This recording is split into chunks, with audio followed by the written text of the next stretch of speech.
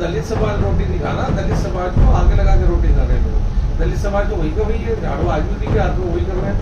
वो और ब्राह्मण आदमी कर रहा है, समझ दलित ही कर रहा है, वाल्मीकि समाज कर रहा है। एमसीडी कर्मचारी हैं जो काम करते हैं, जो महिलाएं काम करती हैं, उस समय पे उनको सैलरी नहीं मिलती सर। तो दूसरी बात की जाए तो उनकी नौकरी अभी तक पक्की नहीं है। समय बीत जाता है, उम्र खत्म हो जाती है, इंसान खत्म हो जाता है, लेकिन समस्या जो की तो बनी है। दलितों को क्या आवाज आ रही है? उनके पास पहले जमीन नहीं थी, आज भी जमीन नहीं है। उनके पास पहले भी घर नहीं था, आज भी घर नहीं है। उनकी पहले नौकरी थी, थोड़ी बहुत मिल जाती थी, उनको पेंशन वगैरह वही बंद करी 2004 के बाद। नमस्कार, केसीएन न्यूज़ में आपका स्वागत है। आज हम गांधीनगर विधानसभा से भारतीय जनता पार्टी के लोकप्रिय समाजसेवी व नेता सुभाष करोते जैसे क्षेत्रीय मुद्दों पर सीधी बात करेंगे। सुभाष सर, केसीएन न्यूज़ में आपका बहुत बहुत स्वागत है सर। सबसे पहले हमारे दर्शकों को साझा करें जो इसमें जब लेके आई थी आरक्षण महिलाओं को लेकर, तो वो बजट को भी रोका गया था। किसने रोका था? कांग्रेस ने रोका था जी। तो जो कांग्रेस लेके आई थी, भारतीय जनता पार्टी ने रोका था।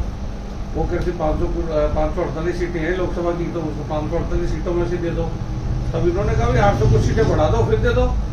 तो घूम फिर के बाद तो वहीं आती है, दिक्कत क्या आ रही है? क्या लगती है, परेशानी कहाँ से लग रही है आपको? ये चीज को परेशानी हमें तो कोई परेशानी नहीं है, अपोजिशन को परेशानी है। कांग्रेस तो कह रहा है कि तो अगर ये बजट आता है तो इसमें आम महिलाओं को, आम जो घरेलू महिला है उनको परेशानी होगी इससे। नहीं, घरेलू महिलाओं को तो अभी परेशानी हो रही है। अब क्या दिक्कत है?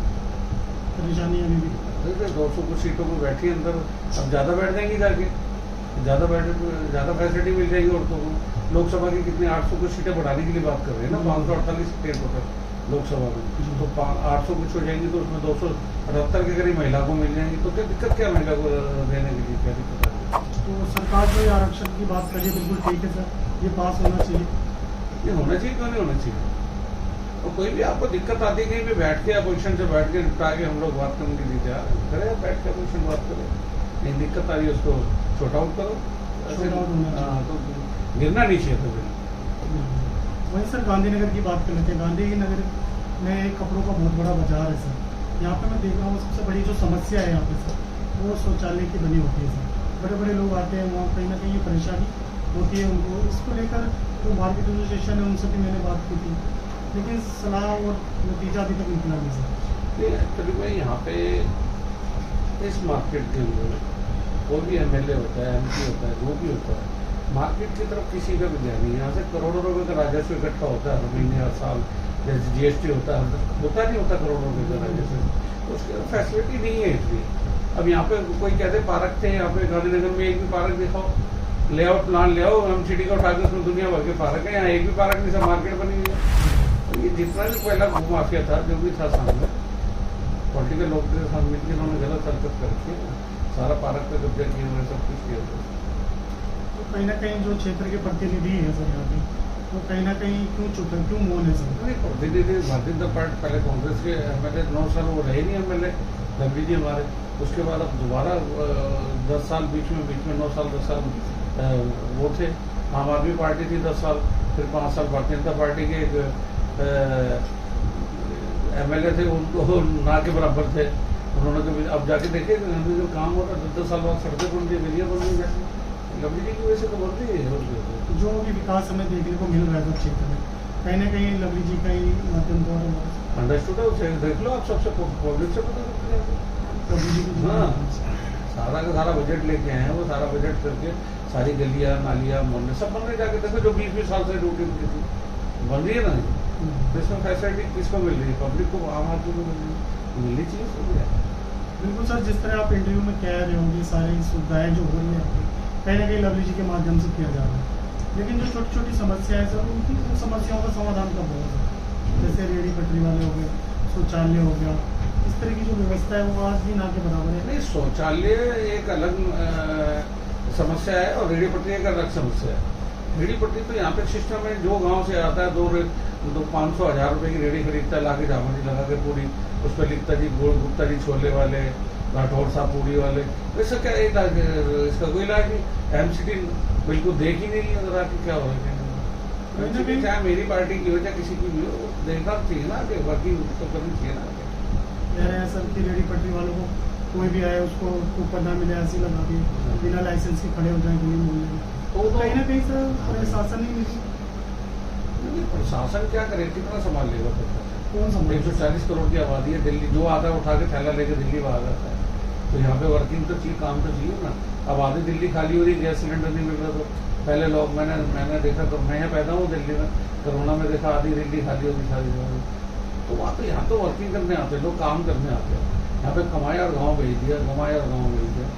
दिल्ली की फैसिलिटी दिल्ली वाले सोचेंगे ना, तो उनको कहाँ अब किसी रेडी को हटाते तो दिक्कत होती है, किसी झोपड़ी को हटाते तो दिक्कत होती है।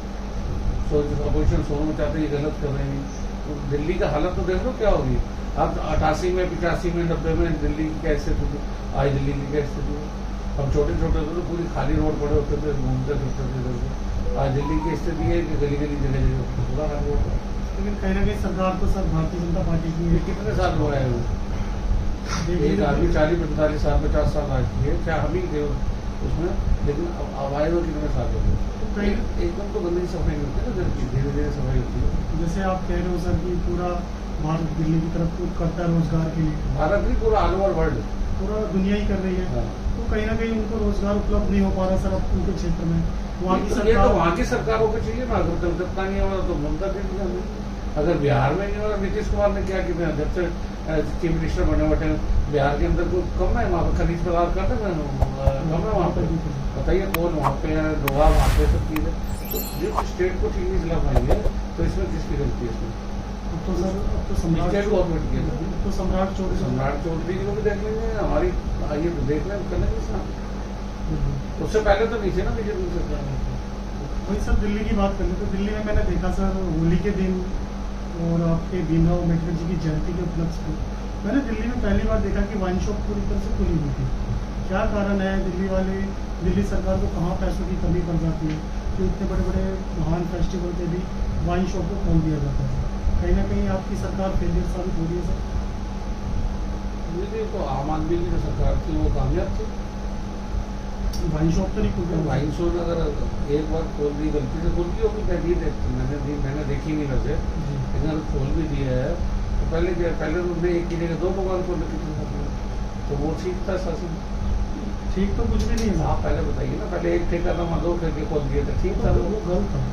यही गलत है ना, जो गलत करेगा वो, चाहे वो भारतीय जनता पार्टी की सरकार हो, कांग्रेस की सरकार हो, आम आदमी की सरकार हो, जो गलत करेगा तो आज कहाँ चलेगी फिर वो गलत करने वाले। कांग्रेस ने गलत किया, कांग्रेस उड़ गई, बीजेपी आम आदमी ने गलत किया, आम आदमी उड़ गया।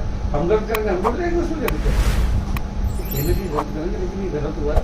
बाबा साहब जो संविधान रचयिता है उनकी जयंती है, उन दिन उनका जन्मदिन था, उस दिन बंद होनी चाहिए थी और ऑल ओवर इंडिया बंद होनी चाहिए थी। अब देखा मैंने अमेरिका में जाके छुट्टी थी, यहाँ छुट्टी नहीं होती है, वहाँ छुट्टी होती है। तो इनको बाबा साहब के बारे में पता ही नहीं किसी को, तो उठा के चल पड़ते हैं। जो राजनीति करता है वो बाबा साहब का नाम लेकर राजनीति करते चले आ रहे हैं। हाँ, दलित बाबा साहब के नाम पे तो कर रहे हैं, और किसके नाम पे कर रहे हैं?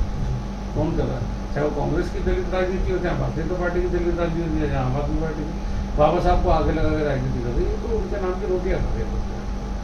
तो सर जिस तरह से बाबा साहब नाम की रोटियां खा रहे, चाहे वो दलित समाज हो या अन्य वर्ग हो, सब आते हैं सर। नहीं, दलित समाज रोटी नहीं खा रहा, दलित समाज को आगे लगा के रोटी खा रहे लोग। दलित समाज तो वही का वही है, झाड़ू आज भी के हाथ में वही कर रहे हैं, वो और ब्राजील आदमी कर रहा है सफाई वहाँ पे, दलित ही कर रहा है, बाकी समाज कर रहा है।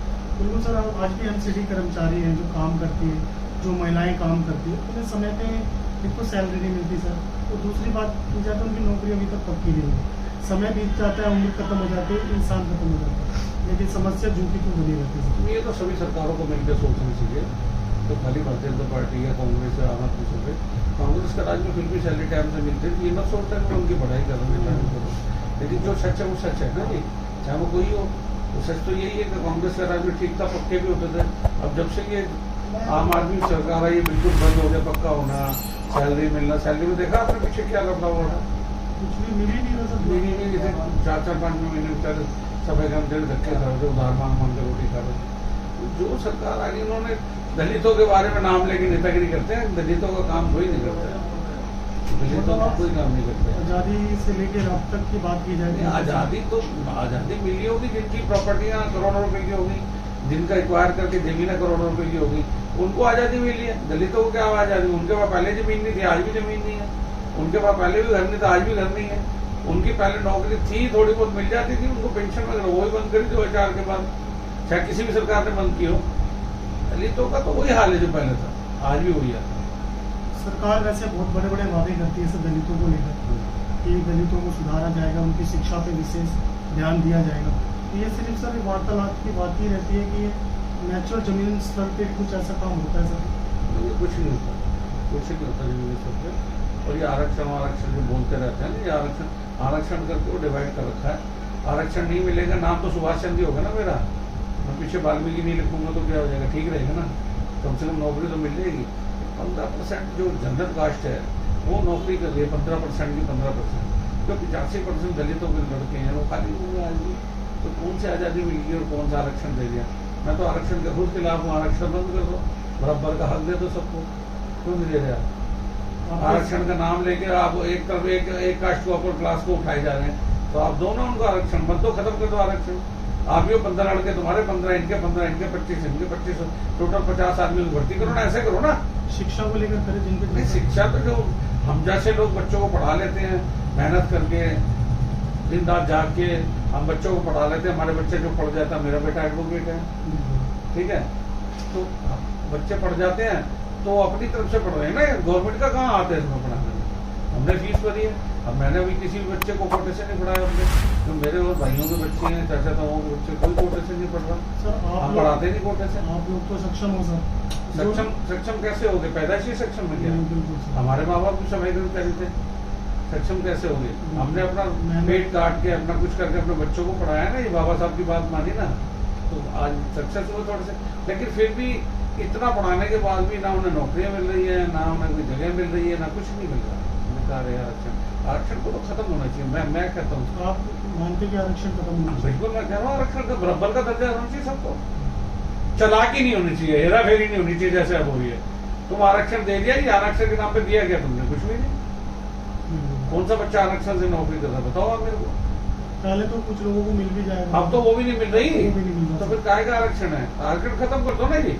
आपको ब्राह्मण समाज से 15 लड़के नौकरी पे लिए जाएंगे, 15 लड़के दलित समाज से लिए जाएंगे, 15 ओबीसी से लिए जाएंगे, ठीक है नहीं? आप ऐसे कर दो ना जी, समान अधिकार सबको समान मिले। अधिकार मिल जाएगा उसमें क्या? आरक्षण के तो मैं तो पहले से विरोधी हूँ। इस तरह से आप दिल्ली बिहार से संबंधित आप अध्यक्ष भी हो सकते। तो आपके साथ एमसीडी जो कर्मचारी महिलाएं कुछ लोग किस तरह की केसेस आती हैं आपके पास? क्या परेशानी लेके आती है आप लोगों के पास? सारी परेशानी है, उनको परमानेंट आज तक नहीं है। 25 जब रिटायर हो गए, कच्चे आदमी रिटायर हो जाते हैं, परमानेंट ही नहीं करते। इतना सरकार के बजट दी सफाई कर्मचारियों के लिए इनका क्या है? क्या मांगा तुमने, दिया क्या उनको? फिर सफाई कर्मचारी उसके बाद भी तुम उतना बजट नहीं दे पा रहे उनको, तो नौकरी मिल जाए, तनख्वाह मिल जाए, क्या है? सुबह 6 बजे उठ के अपनी औरतें झाड़ू लगाने जाती हैं, तुम अपने बच्चों को स्कूल भेजते हो, क्या आजादी और क्या आरक्षण है? मैंने तो ऐसा भी देखा है सर, एक महिला जीवन भर रेलवे पे काम करती रही, तो एक दिन पहले उनकी नौकरी लग जाती है और अगले दिन ही वो रिटायर हो जाती है। तो इस तरह की राजनीति होनी चाहिए। क्या मैं वही कह रहा हूँ ना, कौन सी आजादी मिल गई हमारे? दलितों के नाम पे जितने भी दलितों के नेता है ना, सब मजे ले रहे हैं। एक बार उसको लॉलीपॉप देके बिठा दिया जाता है संसद के किसी कोने में या विधानसभा के किसी कोने में, वो अपना चूसता रहता है लॉलीपॉप में। तो मैं समाज की बात करता उठ के, क्यों जानता अगली बार मुझे टिकट ही नहीं देंगे।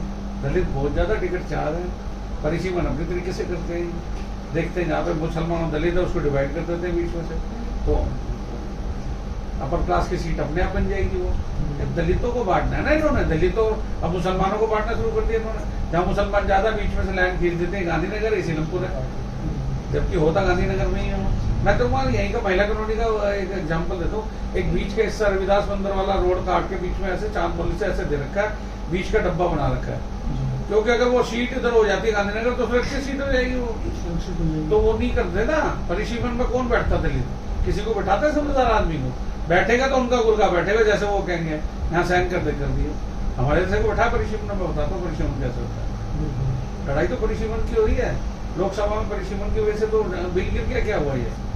वही कारण है तो यहाँ भी यही कारण है। सर। बंगाल में क्या होगा अंत में हमारे दर्शकों को साझा कर दीजिए। नहीं, बंगाल में तो ममता जीत जाएगी, मैं वैसे बीजेपी को, लेकिन उसका तरीका गलत है। आप किसी भी चीज को दबाने की कोशिश करोगे ना, आप एक तो महिला आरक्षण बिल लाते हो, महिलाओं की बात करते हो, दूसरी तरफ महिलाओं को खट्टे लगाने के चक्कर में आते हो। चाहे मोदी जी हो कुछ भी हो, मैं भी बात नहीं करता। आप महिलाओं की बात करते हो, महिलाओं को आरक्षण दो, महिलाओं को आगे लाओ, ममता की सरकार गिरवाने के चक्कर में रहते वो भी क्यों तो एक भाई? महिला है। मैं भी तो वोट कर रहा हूँ। सबसे ज़्यादा टिकट में महिला को दी है, तुमने नहीं दी, बीजेपी ने एक भी नहीं दी। मैं पार्टी की बात नहीं करता हूँ, मैं एक सामाजिक बात करता हूँ। रुके सर, आपसे अब अंत में मैं यही जानूंगा, इतना सच बोल कैसे लेते हैं सर आप? नहीं आप पार्टी का भी डर नहीं है? नहीं, मैं पार्टी वार्टी से मुझे टिकट की कोई लालच नहीं है, ना मैं लड़ना चाहता हूँ। मुझे डर किसी का भी नहीं है, ना मैं डरा हूँ बचपन से। और सबके दूसरी साथ बात, रहते हैं। हाँ, मैं सत्य बात करूँ ना, उसमें क्या दिक्कत है? मुझे कोई आरक्षित टिकट थोड़ी चाहिए, या मैं किसी का चमचा की थोड़ी करता हूँ, मुझे टिकट नहीं चाहिए मुझे। मेरे पास मैं सक्षम हूँ, मैंने मेहनत की है, पैसा कमाया है, मैं अपने बच्चों को अच्छी गाइडलाइन दी, अच्छे पढ़ाए लिखाए हैं और सबको अच्छे से सफल बनाया है। तो मैं उनसे क्यों डरूँ, नेताओं से? मेरे को टिकट चाहिए नहीं। मैं मोदी जी जिंदाबाद क्यों करूँगा? अगर अच्छे काम करेंगे बिल्कुल जिंदाबाद करूँगा। क्या किया 14 साल, 2014 से सरकार में बैठा हूँ, दिल्ली तो मुझे क्या किया बताओ, एक काम बता दो मुझे। चलो आप प्रेस रिपोर्टर, आप बताओ ना क्या काम किया। सिर्फ राजनीति होगी सर, तो फिर राजनीति करेंगे, और आज भी राजनीति हो रही तो है। फिर वो तो करूँ मैं। तो फिर क्या फायदा मोदी जी का? मैं तो नहीं करता जिंदाबाद। जिस दिन दलितों के लिए कुछ करेंगे उस दिन आप खड़ोगे, चौराहे पे खड़ोगे जिंदाबाद, नो अकेला खड़ोगे। तो सर आज भी दलित महादलित के ही दायरे में है सर, महादलित से भी पीछे आ रही है वो। ये कारण है। महादलित से पीछे आ गए। महादलित तो ठीक था पहले, अब तो और भी नीचे आ गया। कोई सीमा ही नहीं रही सर। जीवन खत्म हो गया। थोड़ा सा कांग्रेस शर्म तो करती थी, तो वो भी नहीं करती। वो भी नहीं होता। ये तो सुभाष कौर ने बेहद जवाब दिया इन्होंने। बहुत बहुत धन्यवाद सुभाष जी, आपके समय निकालने Thank you. से बात। शुक्रिया, धन्यवाद सर।